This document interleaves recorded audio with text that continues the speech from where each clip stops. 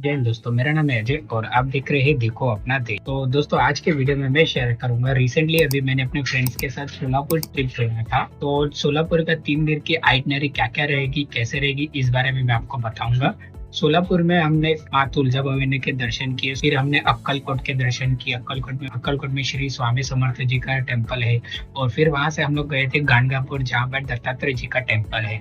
तो प्रॉपरली 3 दिन की आइटनरी कैसी रहेगी और कैसे आप प्लानिंग कर सकते हो इन फ्यूचर में। कभी आप अपने फ्रेंड्स और फैमिली के साथ जाना चाहते हो तो मेरे हिसाब से अगर जाना चाहते रहेंगे तो आपका कम खर्चे में और कम प्रॉपरली टाइमिंग में आपका अच्छे से दर्शन और अच्छे से ट्रिप कंप्लीट हो जाएगा। तो इस वीडियो में मैं आपको 3 दिन की आइटनरी बताऊंगा कि कैसे आप कहाँ पर कितने बजे कैसे कैसे जा सकते हो। जैसे हमने किया था उस हिसाब से मैं अपना पर्सनल एक्सपीरियंस आपको शेयर करूंगा। अगर इस हिसाब से आपको अगर कुछ चेंजेस करना है तो आप अपने इसमें चेंजेस कर दीजिएगा। तो फ्रेंड्स, डे 1 की शुरुआत हम सोलापुर से करेंगे। तो मैं बता देता हूँ कि हम कहाँ कहाँ जाने वाले हैं। तो सोलापुर में सिद्धेश्वर जी का टेम्पल है, हम वहां जाएंगे। उसके बाद हम जाएंगे माँ तुलजा भवानी के टेम्पल, जो कि 51 शक्तिपीठ में से एक आता है और महाराष्ट्र में टोटल 3.5 शक्तिपीठ है, उसमें से एक शक्तिपीठ आता है माँ तुलजा भवानी का। फिर वहां से फिर हम जाएंगे अक्कलकोट, जहाँ श्री स्वामी समर्थ जी का टेम्पल है।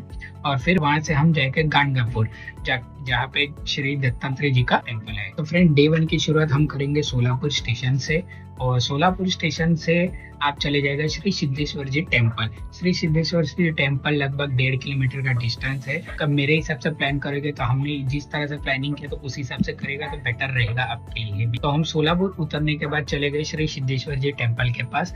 वहां पर भक्त निवास में हमने रूम नहीं लिया था, लेकिन उधर हम फ्रेश वेश वगैरह हो गए थे। चार्जेस वगैरह थोड़ा पे करना था, वो पे कर दिया था, वो मैं आपको आगे वाले वीडियो में बता दूंगा। तो वहां पर हम लोग फ्रेश वेश हो गए थे, क्योंकि कोई भी टेम्पल में जा रहे हो तो बिना नहाए धोए जाना अच्छी बात नहीं होती है।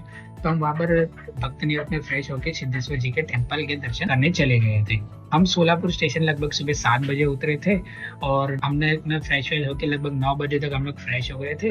और सिद्धेश्वर टेम्पल के दर्शन और आजू बाजू में अंदर काफी सारे छोटे छोटे शिवलिंग्स वगैरह भी थे, पूरे दर्शन करें। तो हम मॉर्निंग में 11 बजे तक सिद्धेश्वर जी के टेम्पल के दर्शन वगैरह और आजू बाजू में थोड़ा टाइम स्पेंड करके फ्री हो गए थे।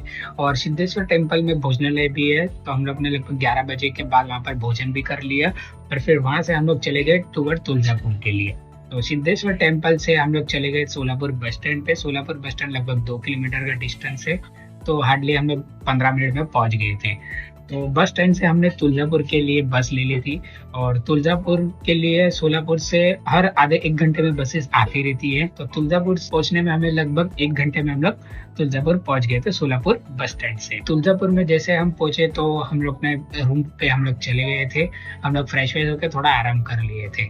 तुलजापुर में एक बात का ध्यान रखिएगा कि जितने भी रूम्स और होटल या भक्त निवास वगैरह है, तो वो सारे रूम्स और भक्त निवास के 2 बजे के बाद ही चेक इन वगैरह होता है। तो आप उस हिसाब से अपना होटल रूम्स वगैरह बुकिंग करने से पहले एक बार कंफर्म कर लीजिएगा। तुलजापुर में मंदिर ट्रस्ट का भक्त निवास भी है, उसके बारे में मैं एक अलग से डेडिकेटेड वीडियो बना के दूंगा। यहाँ पर 2 भक्त निवास है जो मंदिर ट्रस्ट के अंडर चलता है और काफी सारे होम स्टे और होटल्स वगैरह भी है। तो आप अपने हिसाब से अपने बजट के हिसाब से अपना बुकिंग कर लीजिएगा। तो तुलजापुर हम लोग लगभग 1-1:30 बजे के आसपास हम पहुंच गए थे। फिर हम चले गए अपने रूम पे थोड़ा हम लोग ने फ्रेश व्रेश होकर थोड़ा आराम कर लिया था क्योंकि थक गए थे। तो 2-3 घंटा हम लोग सो गए थे और हम लोग शाम के टाइम पे माँ तुलजा भवानी के दर्शन करने चले गए थे। लगभग 5 बजे के आसपास हम लोग दर्शन करने के लिए चले गए थे। मेरा सजेशन एक है कि आप कोई भी टेम्पल में जाओ ना तो हो सके तो इवनिंग के टाइम पे जाइएगा, 5 से 6 बजे के टाइम पे। काफी सारी लाइटिंग वगैरह भी अच्छी रहती है और बोलते हैं अलग सी एक पॉजिटिव अच्छी वाइब्स भी आपको आएगी वहां पर।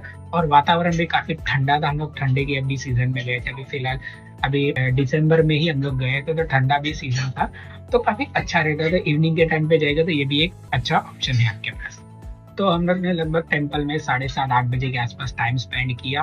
फिर मार्केट में थोड़ा बाहर आके शॉपिंग वगैरह करके हम लोग चले गए थे हमारे रूम पे, होटल पे। तो आपका डे 1 इस तरह से हो जाएगा। डे 1 में आपको सिद्धेश्वर टेम्पल जी और तुलजापुर में दर्शन हो जाएंगे। और डे 2 में आप जा सकते हैं नेक्स्ट डे सैटरडे के लिए। तुलजापुर से डायरेक्ट अक्कलकोट हम गए थे। तो तुलजापुर से अक्कलकोट जाने के लिए ना डायरेक्टली बस अवेलेबल नहीं थी। हमने थोड़ी इन्फॉर्मेशन भी ली थी बस स्टैंड में जाके। तो इन्फॉर्मेशन मतलब बोर्ड पे तो टाइम टेबल में लिखा हुआ था कि अक्कलकोट के लिए बस अवेलेबल है, बट इंक्वायरी काउंटर पे वो बोले कि कोई बस नहीं, आपको सोलापुर जाना पड़ेगा। सोलापुर से फिर अक्कलकोट के लिए बस मिलेगी।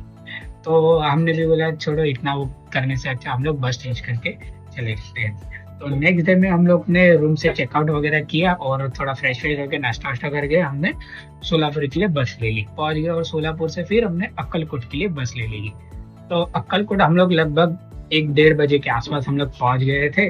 फिर अक्कलकोट में हम चले गए रूम लेने के लिए, रूम पे चले गए। और अक्कलकोट में भी श्री स्वामी समर्थ जी मंदिर ट्रस्ट के भी भक्त निवास है, तो वहां पर अगर आप रहना चाहते हो तो वहां भी रह सकते हो, या फिर होम स्टे होटल वगैरह में भी करना चाहते हो तो कर सकते हो। तो हम हमारे रूम पे चले गए फ्रेश फ्रेश होके, हमने भी थोड़ा आराम किया। फिर हम लोग चले गए भोजनालय में भोजन करने के लिए। भोजन करने के बाद वापस रूम पे आके फ्रेश हो गए और फिर हम लोग ने इवनिंग में जाके श्री स्वामी समर्थ जी के दर्शन वगैरह हम लोग ने कर लिए। दर्शन हमारा ज्यादा नहीं, आधे 1 घंटे में हो गया था। फिर दर्शन करने के बाद हम लोग आजू बाजू के प्लेस पे थोड़ा घूमने चले गए थे, जैसे कि वहाँ पर तुलसा भवानी का एक और टेम्पल है जो कि काफी अच्छा है। फिर वहाँ पर एक गार्डन है, गार्डन में हम लोग चले गए। फिर बड़ी सी स्वामी समर्थ जी का बड़ा एक स्टैचू है, वहां पर हम लोग गए दर्शन के। आजू बाजू में हम लोग ने ये टाइम स्पेंड किया। फिर नाइट में फिर हम लोग ने भोजनालय में भोजन करके हमारे होटल से। तो ये आपका डे 2 का प्लानिंग रहेगा। अक्कलकोट में आपका डे 2 पूरा चले जाएगा। तो डे 3 नेक्स्ट डे हम लोग नेक्स्ट डे अर्ली मॉर्निंग में संडे के दिन हम लोग निकल गए थे टूवर्ड गांडापुर के लिए। तो अक्कलकोट जस्ट स्वामी समर्थ जी का टेम्पल है, वहां से जो अक्कलकोट का जो बस स्टैंड है हार्डली 1 से 1.5 किलोमीटर का डिस्टेंस है। हम लोग वहां से अक्कलकोट बस स्टैंड पहुंच गए। तो अक्कलकोट बस स्टैंड से हमने एक दिन पहले ही बस की इन्फॉर्मेशन ले ली थी कि कितने बजे बस चलती है। तो हम लोग अर्ली मॉर्निंग ही पहुंच गए थे, क्योंकि सेम डे संडे के इवनिंग में ही हमारी ट्रेन थी फ्रॉम गांडापुर टू मुंबई के लिए। तो हमने अर्ली मॉर्निंग हमने चेकआउट करके जल्दी निकल गए थे। तो अक्कलकोट बस स्टैंड से हमने गांडापुर के लिए बस पकड़ ली थी। हमें लगभग 2 घंटे का आसपास टाइम लगा, 2 से 2.5 घंटा हम लोग को लगा था। तो हम लोग गांडापुर लगभग 8:30-9 बजे के आसपास हम लोग पहुंच गए थे। और गांडापुर में हमने सेम वैसे प्रोसेस फॉलो किए। हम पहले रूम पे चले गए, फ्रेश फ्रेश होकर थोड़ा आराम किया।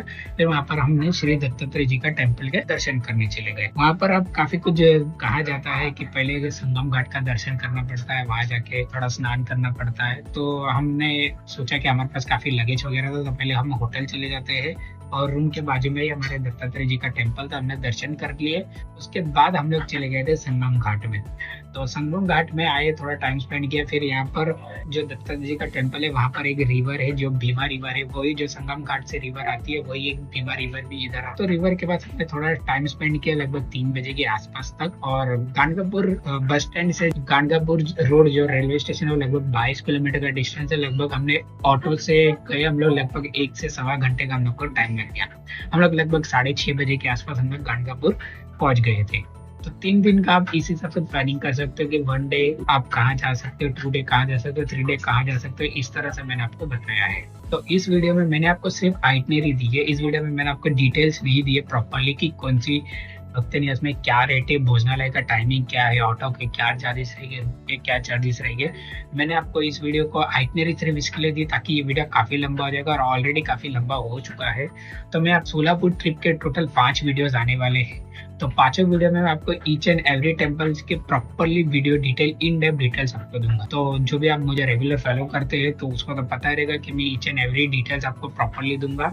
और जो न्यू सब्सक्राइबर है तो प्लीज सब्सक्राइब कर लीजिएगा मेरे चैनल को। और नेक्स्ट वीडियो में मैं आपको बताऊंगा वो डे 1 से प्लानिंग किस तरह से, डे 1 में जो प्लानिंग की थी वो डे 1 की प्रॉपरली प्लानिंग आपको ईच एंड एवरी डिटेल्स के साथ बताऊंगा मैं। तो फ्रेंड्स आज के वीडियो में बस इतना ही रखते हैं, मिलते हैं हम नेक्स्ट वीडियो में, तब तक के लिए जय हिंद।